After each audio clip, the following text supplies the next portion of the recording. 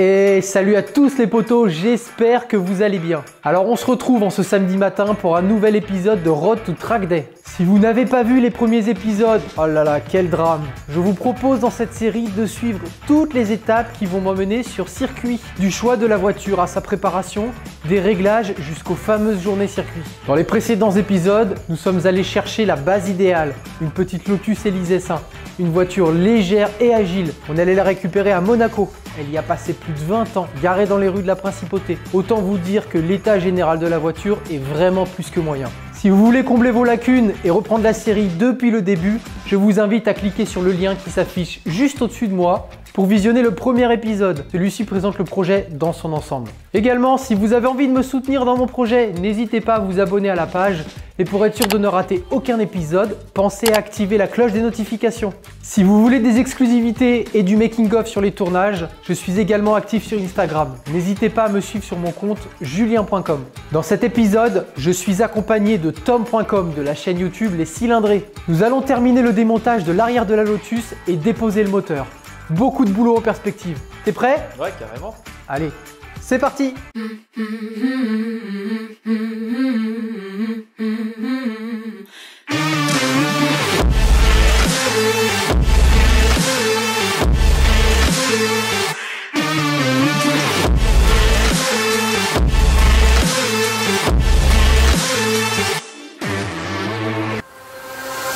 Et on commence par le démontage de la boîte à air d'origine.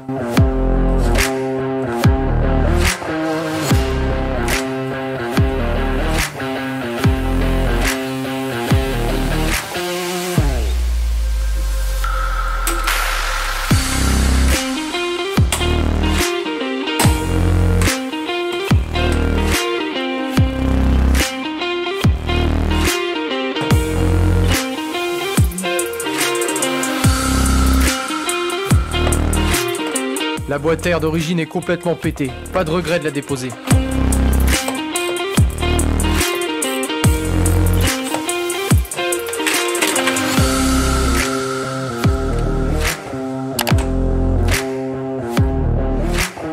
C'est au tour du filtre à essence.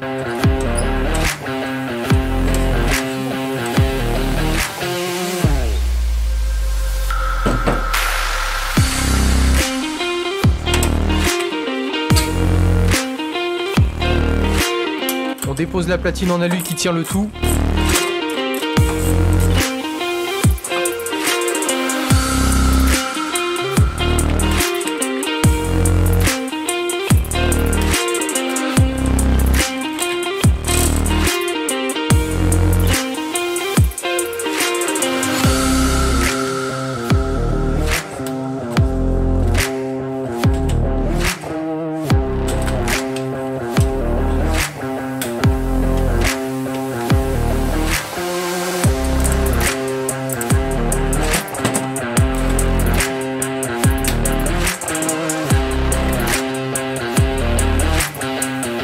Ça y est, le canister est déposé. On attaque le démontage du faisceau.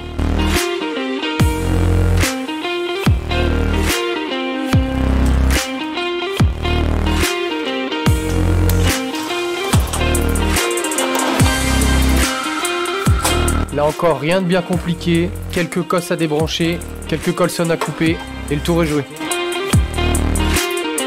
Je démonte le récepteur d'embrayage.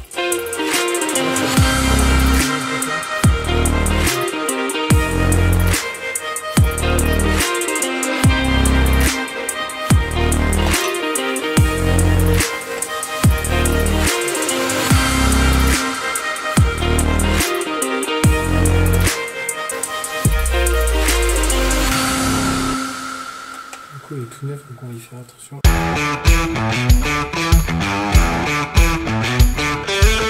Je commence à desserrer le faux châssis arrière.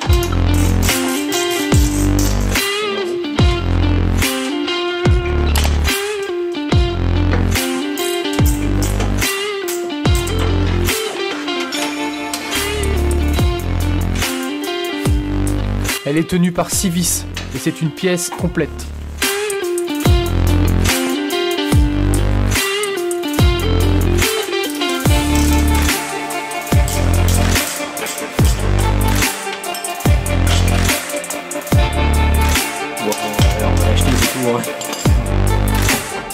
Je dépose la downpipe d'échappement pour me libérer un peu de place.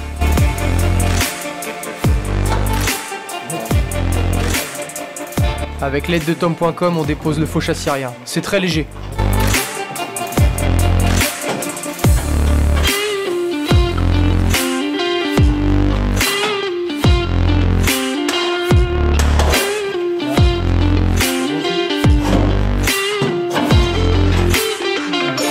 Et voilà, c'est déposé. Le moteur est accessible.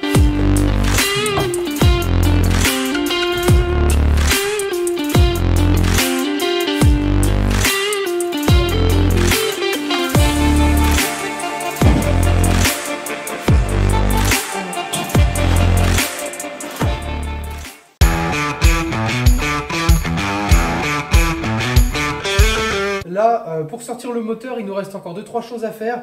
On a déjà déconnecté tout le faisceau qui est ici. On a viré le câble d'accélérateur, donc là c'est bon. Il nous reste ce bout de câble à déconnecter et après il nous reste tout ce qui est du rig d'eau. Donc on va essayer de déconnecter ça, essayer de ne pas perdre trop d'eau. Normalement les points sont quand même relativement hauts, donc c'est juste un petit peu ce qu'il y a dans la partie haute du moteur. Et puis après on sort le moteur. Donc on va voir un petit peu où on le prend. Là on sait, il y a un support là pour accrocher une chaîne. Par contre de l'autre côté c'est un peu plus compliqué. Il va falloir voir. Parce que soit on le descend et après on l'écarte, mais auquel cas il faut ne pas avoir ce support là. Soit on le prend par en haut, mais il faut peut-être le vriller un petit peu pour sortir avec le support moteur. Bon, dans tous les cas on va regarder. Je pense qu'on va partir du principe qu'on garde le support moteur, ça nous fait une bonne fixation. Et puis voilà, on va faire comme ça. Allez, c'est parti. Je démonte tout le système de sélecteur de boîte.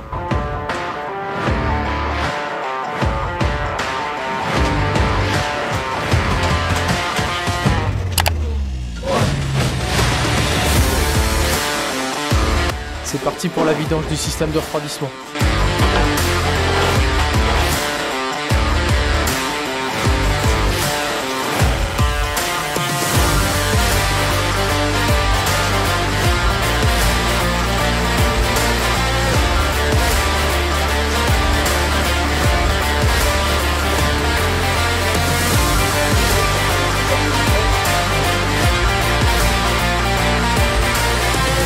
Je démonte le vase d'expansion. Celui-ci est complètement pourri. Il ne reverra jamais la voiture.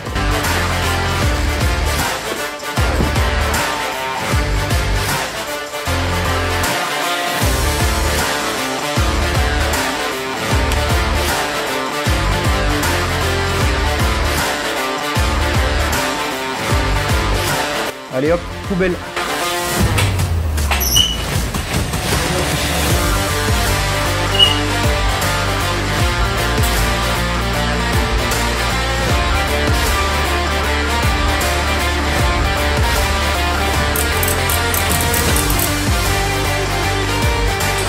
Là, clairement, j'ai pas les bons outils pour le levage.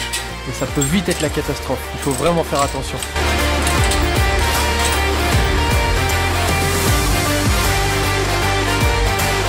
On fait avec les moyens du bord, mais c'est clairement pas safe.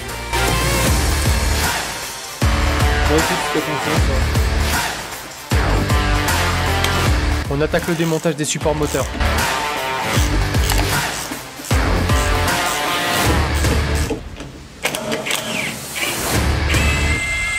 Le support côté moteur est complètement HS.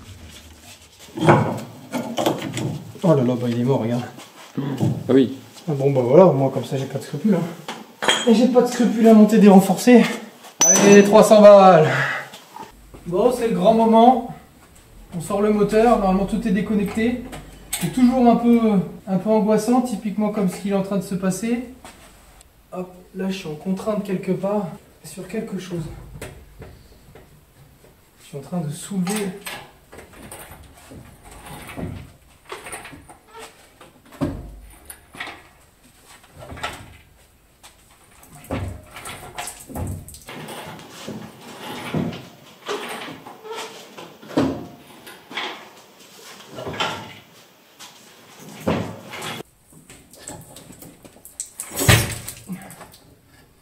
Super pratique avec son. Resserre bien. Resserre bien. Top. Il y a tout pour faire chier. Hein. On a un atelier qui fait 800 mètres carrés. On bosse dans Enfin 3. Désolé pour le coup de gueule. Ah, c'est bon, t'as un boulevard là.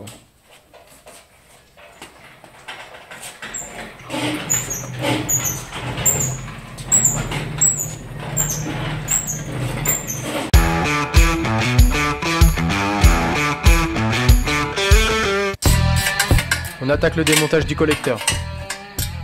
Bonne nouvelle, il est tout neuf.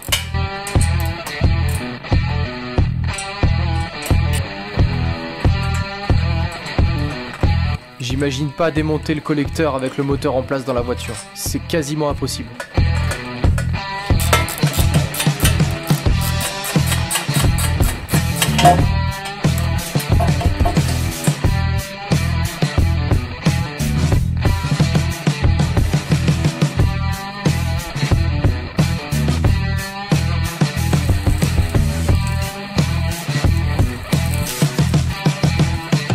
Ouais, donc là il a pris sa marque dedans, il est bien calé.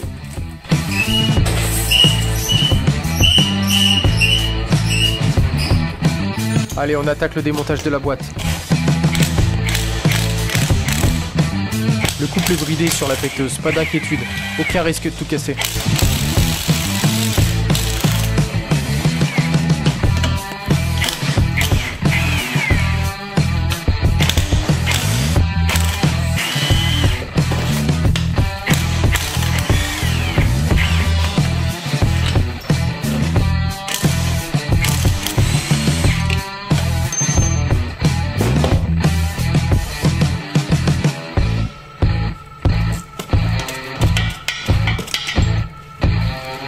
En tout cas là, elle semble complètement déconnectée.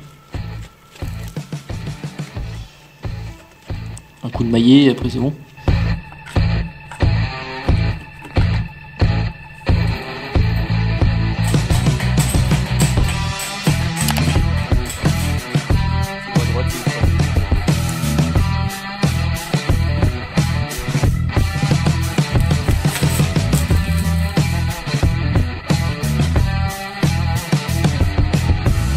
C'est quand même gras tout ça. Hein. Et ça a buté. La butée, elle est Ah oui, morte. la fourchette elle est là. La butée, c'est sûr qu'elle est morte.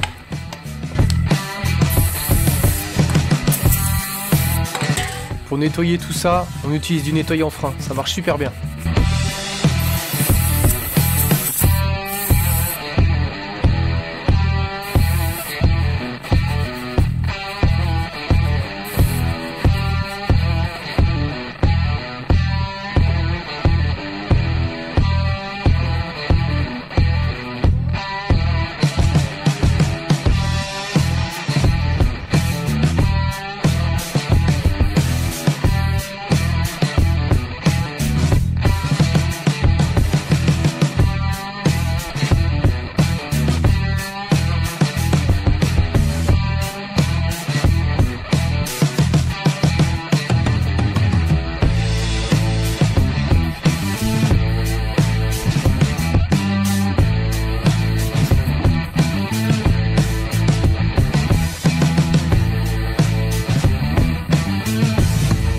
On attaque le démontage de l'embrayage.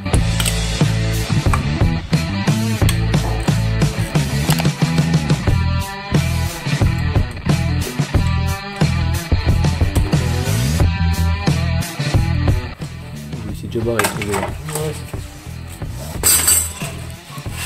Déjà c'est pas du renforcé. il est mort. C'est quoi ça? C'est normal que ça soit strié comme ça? Ouais, tu vois, il était mort. Ça c'est marrant parce qu'il grippe encore bien. Ouais, parce qu'il n'y a pas de puissance. Pourtant, c'était pas celui d'origine non plus.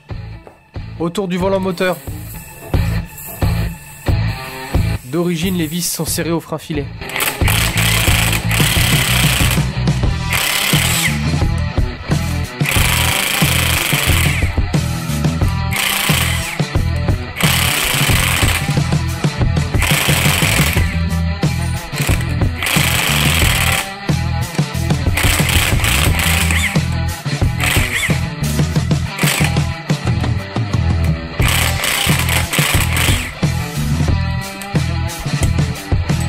Je démonte le bloc volant moteur et ça sort tout seul.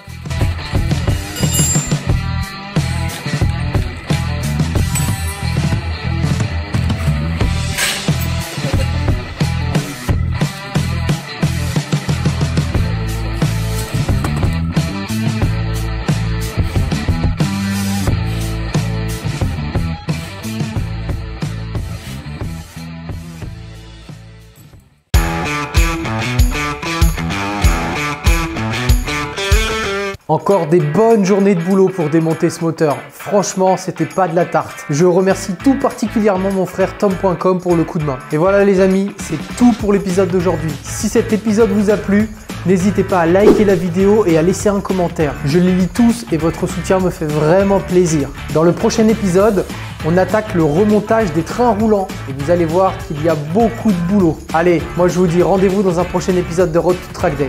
Salut!